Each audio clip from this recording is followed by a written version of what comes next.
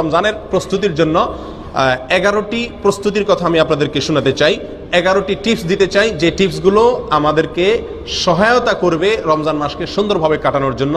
যেই উদ্দেশ্যে আল্লাহ তাআলা রমজান দিয়েছেন, যে উদ্দেশ্যে আল্লাহ তাআলা সিয়াম দিয়েছেন, তাকওয়ার পথে আমরা অগ্রসর হওয়ার জন্য এই 11টি পরামর্শ ইনশাআল্লাহ আমাদের কাজে আসবে। তার ভিতরে প্রথম হলো তওবা এবং ইস্তেগফার করা। কি করা ভাই? তওবা এবং ইস্তেগফার করা। কেউ যদি আল্লাহর কাঠগড়ার আসামি থাকেন, আগে থেকে তার নামে মামলা হয়ে থাকে, আগে থেকে তিনি দাগী আসামি হয়ে থাকেন, তাহলে নতুন করে আল্লাহর পক্ষ থেকে কোনো নেক আমলের তৌফিক তার জন্য পাওয়া একটু কঠিন। এজন্য আগের যে অপরাধগুলো আছে, রমজান আসছে সেই জন্য আল্লাহর কাছে সেগুলোর জন্য তওবা ইস্তেগফার করে নতুন করে জীবন গড়ার জন্য সংকল্প করতে হবে। নতুন করে রমজান আসছে, আমাকে নতুনভাবে ঘুরে দাঁড়াতে হবে, সেজন্য পিছনের সমস্ত খাতা মুছে ফেলতে হবে, পেছনের সমস্ত গুনাহ খাতার জন্য আল্লাহর কাছে মাপ চাইতে হবে, নতুন জীবন গড়তে হবে, জীবনে মোড় ঘুরাতে হবে, তওবা এবং ইস্তেগফার করতে হবে। করবো তো ইনশাআল্লাহ? এখন থেকে তওবা এবং ইস্তেগফার করে রমজানের জন্য আমরা প্রস্তুতি গ্রহণ করবো ইনশাআল্লাহ। এটা হলো রমজানের প্রথম প্রস্তুতি, তওবা ইস্তেগফার, ফিরে আসা, অন্যায় কাছ থেকে এখন থেকে ফিরে আসতে শুরু করা এবং আল্লাহর কাছে মাপ চাওয়া। আল্লাহর কাছে মাপ চাইলে আল্লাহ সুবহানাহু ওয়া তাআলা যদি ক্ষমা করেন, তাহলে ইনশাআল্লাহ নতুন করে নেক আমলের তৌফিক এবং সুযোগ আমরা লাভ করবো ইনশাআল্লাহ। দ্বিতীয় যে কাজটি করতে হবে সেটা হলো কোরআন এবং সুন্নায় রমজান মাসের যে সমস্ত ফজিলত, মর্যাদা, করণীয়র কথা বলা হয়েছে, যে সমস্ত উপকারিতার কথা বলা হয়েছে, সেগুলো এখন থেকে বেশি বেশি আলোচনা করতে হবে, পড়তে হবে, জানতে হবে এবং কল্পনা করতে হবে। মাথায় বারবার রিমাইন্ড করতে হবে যে রমজান কিন্তু আসছে, জানো হে আমার প্রবৃত্তি, নিজকে নিজে বলতে হবে যে যে রমজান আসছে সেই রমজান আমার জান্নাতে যাওয়ার সুযোগ, সেই রমজান আল্লাহকে সবচেয়ে বেশি সন্তুষ্ট করার সর্বোত্তম উপায়, এই রমজান জান্নাতের বিশেষ গেট দিয়ে প্রবেশের এক সুবর্ণ সুযোগ, এই রমজান আমার পূর্বের সব গুনাহ খাতাকে মাফ করার উপায়, এই রমজান আমার জীবনকে পরিবর্তন করার উপায়, এই রমজান শয়তানের সঙ্গে যে আমার কুস্তি চলে, লড়াই চলে, সে আমাকে অন্যায় করাতে চায়, আমি ভালো থাকতে চাই, সেই লড়াইয়ে আমার জেতার সুযোগ, কারণ আল্লাহ শয়তানকে এই মাসে বেঁধে রাখেন, আমার সুযোগ এই মাসে আমি তাকে হারিয়ে জান্নাতি হওয়ার সুযোগ পেতে পারি। এই যে রমজানের যে সমস্ত উপকারিতাগুলো আছে, রমজানের প্রস্তুতি হলো আগে থেকে সেগুলো মনে মনে কল্পনা করতে হবে, আলোচনা করতে হবে নিজেদের মধ্যে। তাহলে কি হবে? রমজানের জন্য আমরা মানসিকভাবে কি হব? প্রস্তুত হতে পারবো ইনশাআল্লাহ। তৃতীয় যে কাজটি করতে হবে সেটি হলো ক্ষমা এবং সওয়াব লাভের জন্য, রমজান মাসে মাগফিরাত লাভের জন্য, অতিরিক্ত সওয়াব আল্লাহ সুবহানাহু ওয়া তাআলার কাছ থেকে সংগ্রহ করার জন্য এখন থেকে মানসিকভাবে দৃঢ় প্রতিজ্ঞা করতে হবে। মানসিকভাবে কি করতে হবে ভাই? দৃঢ় প্রতিজ্ঞা করতে হবে, এরাদা করতে হবে, পাক্কা এরাদা করতে হবে এখন থেকে যে আমি এই রমজান, জীবনের যত রমজান যেভাবেই গেছে না গেছে, এই রমজানটা আর আমি কি করবো না, হেলায় কাটাবো না। ভাই নবী সাল্লাল্লাহু আলাইহি সাল্লামের জীবনে 7 বা 8টি রমজান পেয়েছেন, সাহাবায়ে কেরাম বেশিরভাগ সাহাবীদের জীবনে 2, 4, 5, 6, 7, 8টি রমজান পেয়েছেন। আমরা এক একজন আলহামদুলিল্লাহ জন্মসূত্রে মুসলিম, আমরা আলহামদুলিল্লাহ প্রাপ্তবয়স্ক হওয়া থেকে মৃত্যু পর্যন্ত রমজান পাচ্ছি, 30-40 বার জীবনে রমজান পাচ্ছি। তারা জীবনে 2, 4, 6টি, 7টি, 8টি রমজান পেয়েছেন, প্রাপ্তবয়স্ক হয়েছেন, 40-45 বছরে মুসলমান হয়েছেন, কয়েক বছর পরে মারা গেছেন, শহীদ হয়ে গেছেন, জিহাদের ময়দানে গেছেন, মাত্র কয়েক বছর রমজান পাইছেন। রমজানের রোজা ফরজ হয়েছে যখন, তারপর নবী সাল্লাল্লাহু আলাইহি ওয়াসাল্লাম মাত্র 7-8 বছর বেঁচে ছিলেন। তাহলে অল্প কয়েকটা রমজান পেয়েছেন, কিন্তু সেগুলোকে এত সুন্দর ব্যবহার করেছেন যে তাদের জীবনে তারা সফল হয়ে গেছেন। প্রিয় বন্ধুগণ, আমরা 30-40টা রমজান পাইও সেগুলোকে সফলভাবে কাটাতে পারি না। এর অন্যতম একটা কারণ হলো এটার জন্য আমাদের পূর্ব প্রস্তুতিটা ভালোভাবে থাকে না। অতএব প্রিয় বন্ধুগণ, রমজানের তৃতীয় প্রস্তুতি হলো আল্লাহর পক্ষ থেকে এই মাসের খায়ের, বরকত, ক্ষমা, মাগফিরাত এগুলো পাওয়ার জন্য মানসিকভাবে দৃঢ়ভাবে কি করতে হবে? পাক্কা ইচ্ছা এবং প্রতিজ্ঞা করতে হবে যে না, এই রমজানে আমার টাকা আসুক আর না আসুক, ব্যবসা হোক আর না হোক, অন্য কোনো দিক থেকে লাভ বা ক্ষতি যাই হোক না কেন, আমি প্রতিজ্ঞা করলাম এই রমজানটা আমি ব্যতিক্রম রমজান কাটাবো, এই রমজানে আমি আমার মালিককে খুশি করে ছাড়বো, এই রমজানে আমি আমার জাহান্নামের খাতায় নাম যদি লেখা হয়ে থাকে আল্লাহ না করুক কাটায় ছাড়বো, এই রমজানে আমি জান্নাতীদের খাতায় নাম লেখাইয়াই ছাড়বো ইনশাআল্লাহ। এজন্য প্রতিজ্ঞা করতে হবে। 4 নম্বর যে প্রস্তুতিটা নিতে হবে প্রিয় বন্ধুগণ, সেটা হলো এই রমজানের আগে গত বছর বা তার আগের জীবনের কোনো রমজানের রোজা যদি কাজা হয়ে থাকে, এই শাবান মাসের শেষ হতে না হতেই সেই রোজাগুলো আগে কি করতে হবে? রাখতে হবে। একটি রমজান আসার আগে আগেই পূর্বের রমজানের রোজা কি করতে হয়? কাজা করে শেষ করতে হয়। যদি থেকে থাকে সেগুলো পূরণ করতে হবে।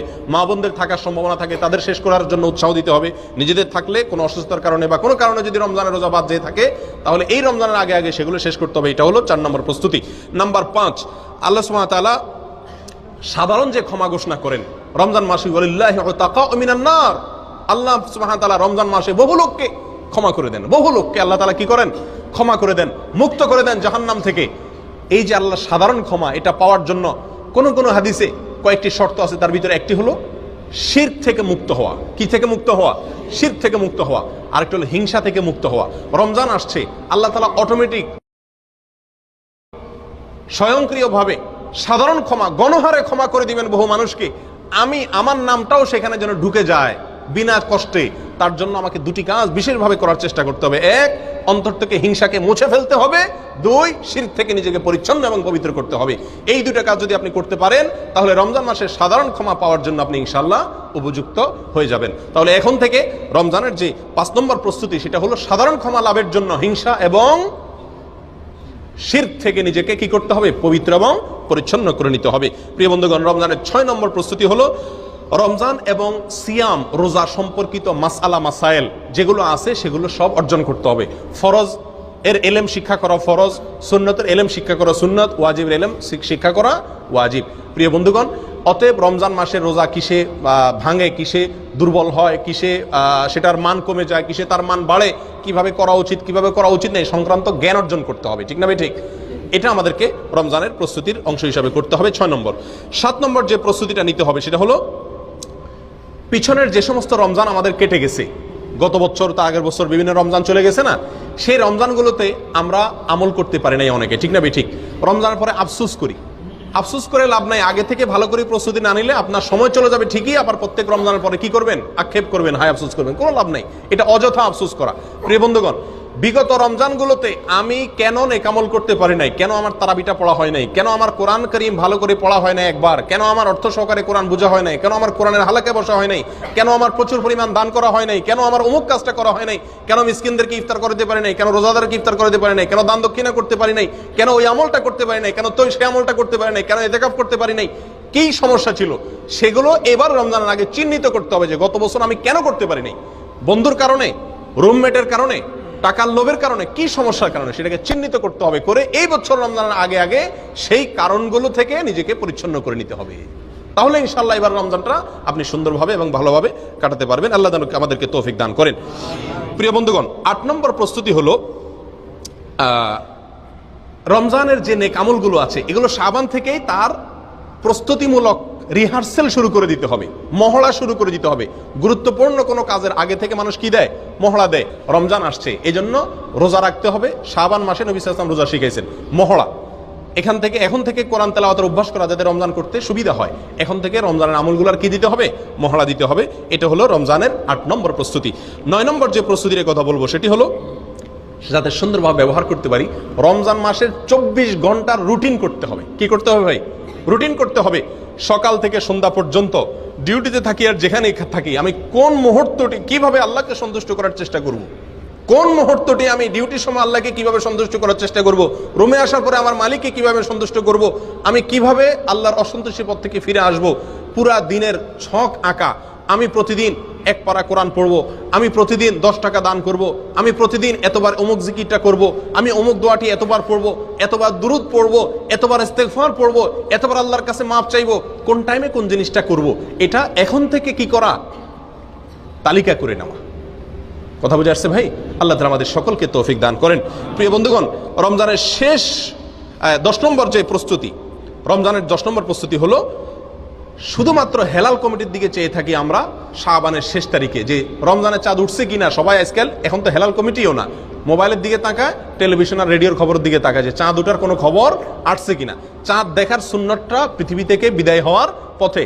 হেলাল কমিটির লোকজন, চাঁদ দেখা কমিটির লোকজন চাঁদ দেখবে, ঠিক আছে, কিন্তু আমাদেরও চাঁদ দেখার জন্য চেষ্টা করা উচিত। এই সুন্নতটা দুনিয়া থেকে বিদায় হয়ে গেছে। চাঁদ দেখার একটা দোয়া নবী সাল্লাল্লাহু আলাইহি ওয়াসাল্লাম শিক্ষা দিয়েছেন, আল্লাহুম্মা আহিল্লাহু আলাইনা বিল আমনি ওয়াল ঈমান ওয়াস সালামাতি ওয়াল ইসলাম। আল্লাহ নিরাপত্তা এবং শান্তি নিয়ে যেন এই চাঁদ আমাদের মাঝে আগমন করে, এই দোয়া নবী সাল্লাল্লাহু আলাইহি ওয়াসাল্লাম শিক্ষা দিয়েছেন। অতএব রমজানের প্রস্তুতি 10 নম্বর প্রস্তুতি হবে শাবানের শেষ তারিখে 29 তারিখে যার যার সাধ্য অনুযায়ী চাঁদ দেখার জন্য পশ্চিম আকাশে একটু অনুসন্ধান চালানো। কথা বুঝে আসছে ভাই? আমরা সবাই করবো তো ইনশাআল্লাহ। এটা আমরা জীবনে কয়বার করেছি সন্দেহ আছে। ছোটবেলা হয়তো গ্রামে থাকতে করা হয়েছে, আর করা হয় নাই। চেষ্টা করতে হবে যেখানে থাকি আমি নিজে সাধ্য অনুযায়ী চাঁদটা দেখার চেষ্টা করব। যদি দেখলাম তাহলে দোয়াটা পড়ার সুযোগ পেয়ে গেলাম। 11 নম্বর সর্বশেষ রমজানের প্রস্তুতি হলো ভাই বেশি বেশি আল্লাহর কাছে দোয়া করা এখন থেকে। মালিক, আমি যতই চেষ্টা করি তোমার তৌফিক না হলে কোনো ভালো কাজ করার তৌফিক হবে না। আল্লাহ, রমজানে কত মানুষ সৌভাগ্যবানদের কাতারে নাম লেখাবে, আল্লাহ কত মানুষ ক্ষমাপ্রাপ্ত হয়ে যাবে, আল্লাহ কত মানুষ জান্নাতি হয়ে যাবে। মালিক, আমি যেন সেই সৌভাগ্যবানদের কাতারে হতে পারি। আল্লাহ তুমি একটু আমাকে তৌফিক দিও, সহজ করে দিও। এই জন্য এখন থেকে আল্লাহর কাছে কি চালাইতে হবে? দোয়া চালাইতে হবে। আল্লাহ আমাদের সকলকে তৌফিক দান করেন।